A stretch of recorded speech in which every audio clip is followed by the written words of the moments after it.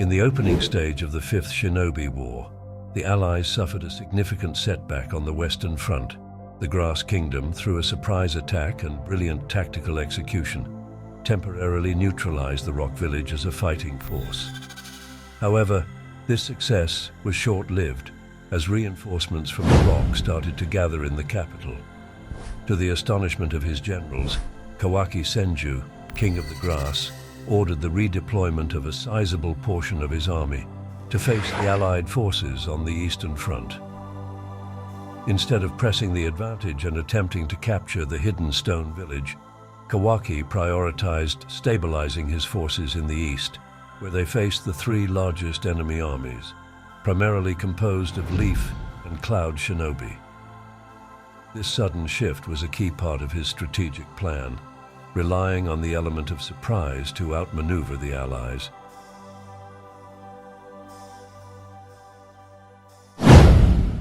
In the days before the decisive victory and occupation of the fortress city, Zhu, the Eastern Front remained largely uneventful. The Grass Kingdom focused its efforts on the Rock Theater, leaving its right flank guarded by minimal forces tasked with masking enemy movements and protecting the mobilization of reserve shinobi forces. Meanwhile, the Leaf Village, unable to mount an immediate offensive to relieve pressure on the Rock, hesitated, as their armies were not yet fully prepared for battle. Entire divisions of Allied forces were either widely scattered or not deployed near their official staging areas. On the Eastern Front, although Kawaki had supreme command over all Senju forces, his attention was largely focused on the campaign against the Rock. As a result, he delegated partial authority for this front.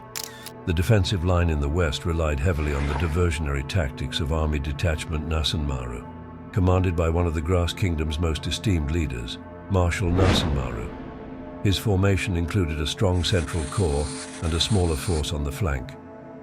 Their mission was to keep constant pressure on the Third Enemy Army and prevent any coordination with the Second Army. Further north, two smaller Allied armies remained on the defensive, tasked with organizing the newly mobilized reinforcements. As the situation on the Western Front became increasingly unfavorable for the Allies, neither side had fully mobilized. Early engagements consisted of skirmishes between small groups of 5 to 10 shinobi along the front line. These skirmishes allowed the Grass Kingdom to identify a critical gap between the enemy's advanced guard and their main body. Nasanmaru seized the opportunity, sending one regiment to pin down the enemy's advanced guard, while a second flanked them on the right. However, Shikamaru, the provisional commander of the two massive Allied armies in the center, did not fall for the trap. He reinforced the advanced guard to maintain the defensive line, intending to keep an open channel between both Allied armies with the possibility of launching a concentrated strike against the Grass Kingdom itself.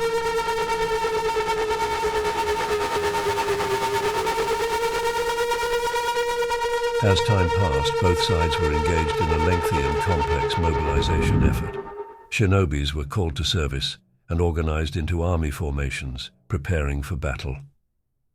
The Allies had a significant advantage due to their vast number of available troops, while more ninjas continued to arrive at the front lines. In the west, Kawaki had successfully achieved a partial victory. As his campaign neared completion, he detached part of his forces and sent newly formed divisions to reinforce the Eastern Front. The situation, however, was more fragile than initially expected. In the center, the Second Army was aggressively pressing against the First Corps, creating a dangerous threat. Meanwhile, in the south, Nasanmaru was struggling to keep the two enemy forces separated as planned. Recognizing the urgency of the situation, Kawaki quickly shifted his attention to the east. Taking direct command of all forces there, he seized a critical moment. Reinforcements had just arrived and his army was now at full strength. Seizing the opportunity, King Kawaki ordered a concentrated push forward by two corps. The Allies' vanguard, caught off guard and spread too thin, crumbled rapidly under the pressure, but it was able to retreat in complete disorder. Still, the main Leaf force was practically intact. Finally, as the situation partially stabilized for the Grass, the army reached a full strength and ready to start the crucial campaign of the war.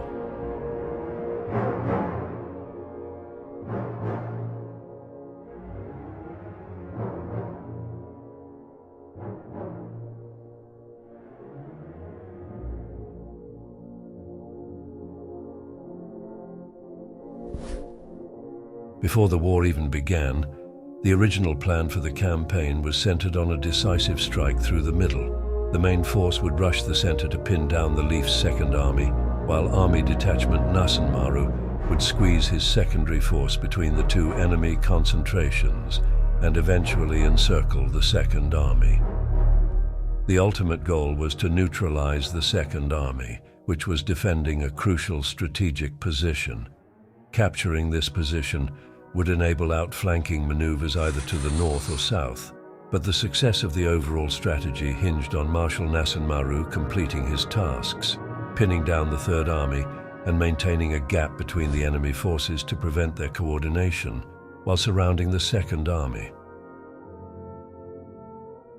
Hours before the critical engagement in the southern sector, Marshal Nasenmaru had managed to partially achieve his vital mission. However, the direct order from Kawaki to execute a diversionary flanking maneuver from the south failed. The Leaf forces, rather than being pinned down, maneuvered to keep an open channel with the Second Army in the north. Recognizing that the original plan was not unfolding as intended, Nasenmaru chose to adapt, despite disobeying the direct orders of the Supreme Command. He realized that the initial strategy was flawed from the start, but he had kept most of his forces intact in reserve. With these forces available, Nasenmaru saw an opportunity to fulfill his objectives through alternative means. He reorganized his reserve into 3 battle groups, ad hoc formations, created by grouping isolated units from different divisions into cohesive fighting forces. These Frankenstein battle groups were versatile and could adapt to the evolving situation, but they required precise organization and competent officers to be effective. Nasenmaru dispatched a battle group of 115 troops, composed of taijutsu specialists, heavy artillery, and engineers, with the mission to capture a critical stronghold along the road connecting the enemy armies. This road was vital for communication and coordination between the Leaf forces. Meanwhile, another battle group stood ready, waiting for the road to be secured before launching a flanking attack on the enemy concentration heading north. Through this clever maneuver, Nasenmaru achieved his strategic objective. His battle groups created a gap between the enemy armies, allowing a secondary force to move in and head north to encircle the Allied Second Army. This decisive action, paired with the battle group's outstanding performance, allowed to proceed with the broader campaign plan, setting the stage for a potential victory. King Kawaki had his forces concentrated in the center of the line, shaped by the 3 enemy concentrations. Ahead of him, the Second Army had yet to fully assemble, but it was protected by 3 small fortresses guarding key river crossings, making any offensive maneuver difficult for the Grass Kingdom. Recognizing the strategic importance of these crossings, Kawaki swiftly dispatched his cavalry brigades, along with nearby regular shinobi forces, to clear the fortresses. Although cavalry shinobi were not specialized in siege tactics, securing these strongholds was essential to allow the bulk of the army to cross the river. On the far side of the river, cavalry scouts discovered that the Leaf Village forces were reacting more quickly than anticipated, despite many of their units not being fully organized for immediate combat. Sensing the urgency, the Grass Kingdom intensified their efforts to capture the fortresses before the Leaf reinforcements could arrive in significant numbers to block the river crossings. Artillery units provided heavy fire across the river as a delaying tactic, aiming to slow the Leaf's reinforcements and buy time for Kawaki's forces.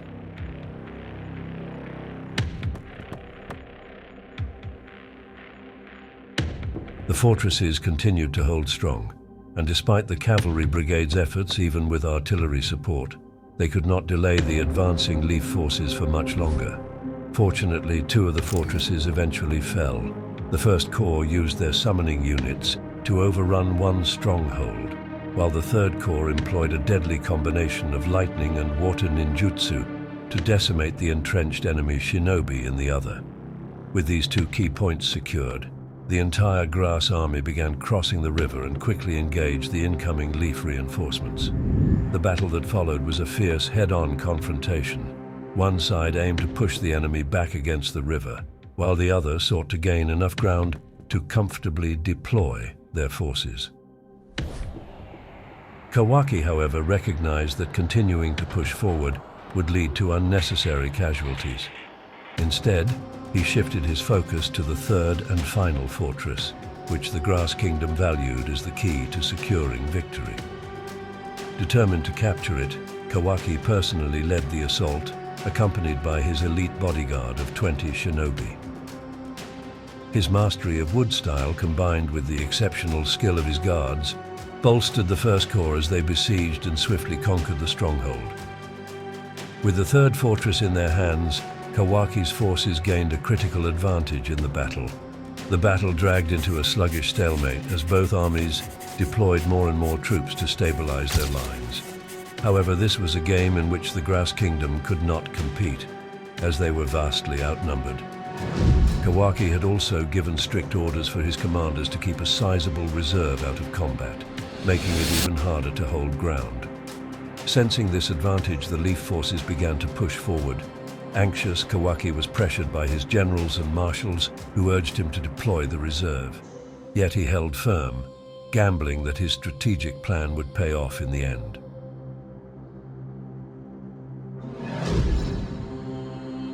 On the Leaf's left wing, an unexpected setback occurred. Numerous enemy shinobi launched a surprise attack on their rear flank. These attackers were part of Army Detachment Nasanmaru, having completed their long, wide march from the southern front. Led by the bold young General Obu Taiyu, this division of 140 shinobi arrived just in time to break through the enemy line. Although the original plan was for this force to encircle the entire Leaf army, it lacked the numbers to achieve that. Instead, they had been spread thin, diverting forces to block strikes from the Leaf's Third Army, which was trying to link up with the Second Army. Realizing the impossibility of encircling the Second Army, General Obu Taiyu opted for a concentrated attack on the rear left flank, believing it could be just as decisive. His gamble paid off. The Leaf's left sector quickly collapsed under the assault as their forces were attacked from all sides. Panic spread, and the Leaf formations lost cohesion, with many shinobi breaking ranks.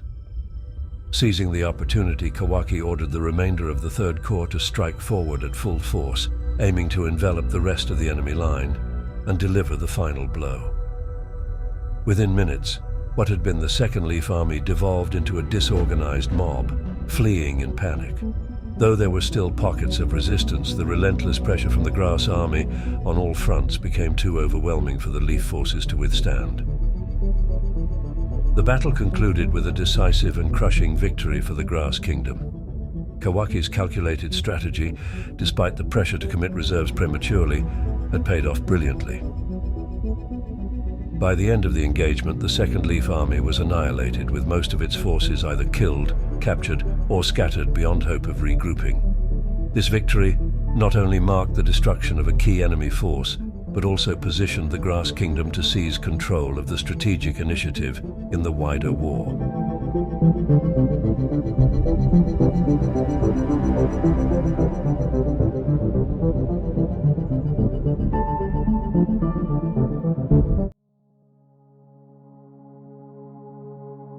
There was no time for celebration following the annihilation of the Second Leaf Army, as the situation on other fronts remained critical. In the north, the Grass forces were barely holding the line against the formidable First Cloud Army, while in the south, Army Detachment Nasanmaru was struggling to contain the Third Army, which threatened to push forward. Recognizing the urgency, Kawaki swiftly dispatched the Sixth Corps to the northern front, intending to outflank the Cloud Army and relieve pressure on his forces there. Meanwhile, he personally led the remainder of his army south, aiming to join forces with Nasanmaru and confront the Third Army head-on.